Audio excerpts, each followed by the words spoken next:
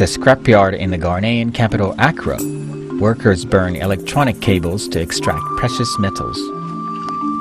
Electronic products with a large quantity of copper are highly sought after by scrap dealers. Yeah, if we get a chance, someone dispose computer items, we do buy so that we scrap it as aluminium copper to burn it to the copper inside. When we burn, the smoke is proving that disease, so we doesn't like it so we need the smoke should calm down so that when we burn it, we won't face any difficulty from the smoke for sick.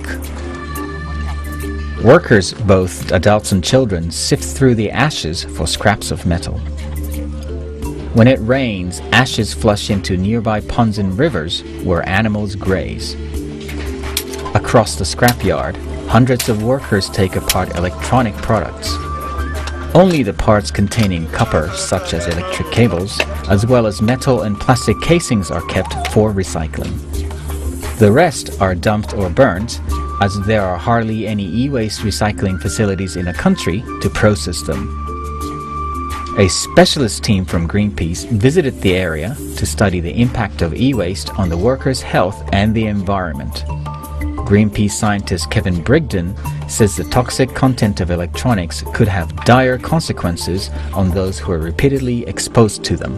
Heavy metals present in some devices, such as lead, cadmium, mercury, are highly toxic, even at low doses.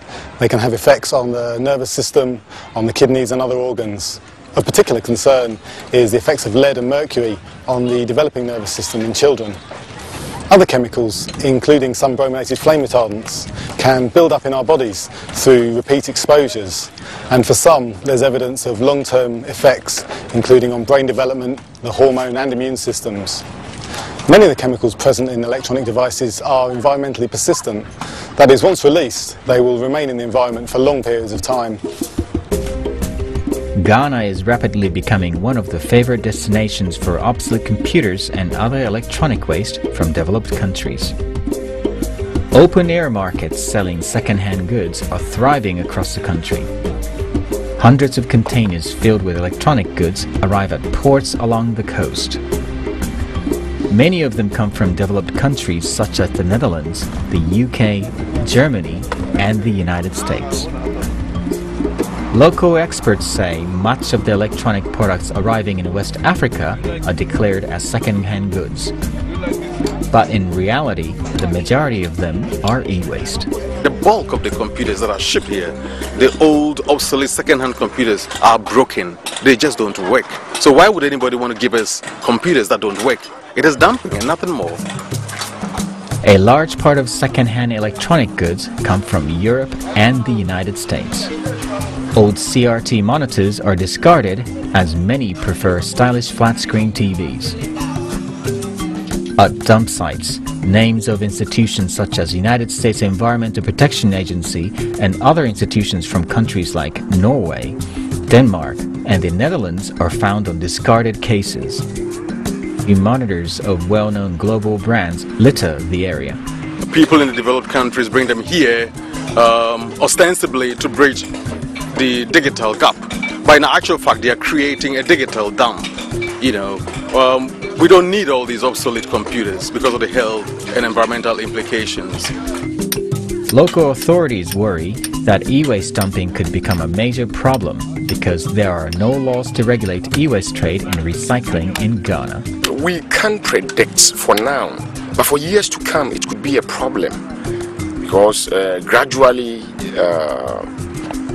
computers are creeping into our backyard. Other electronic gadgets that are home used are all coming in, and let me say the future could be bleak if care is not taken to come up with control measures.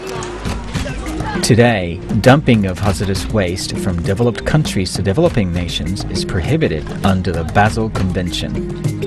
EU law also prohibits the export of e-waste to non-OECD countries like Ghana. Yet there is a loophole used for exports from EU, declaring the e-waste as second-hand goods.